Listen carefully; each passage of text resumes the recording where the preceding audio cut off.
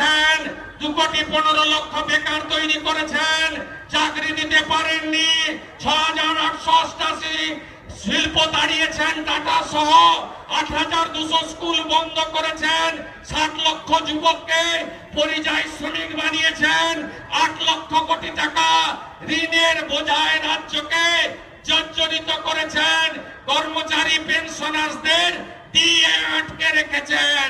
কোন যুবক যুবতী যদি আত্মহত্যা করে তার জন্য একজনই দায়ী, বাংলার মিথ্যাবাদী মুখ্যমন্ত্রী, তোষণবাজ মুখ্যমন্ত্রী মমতা ব্যানার্জি।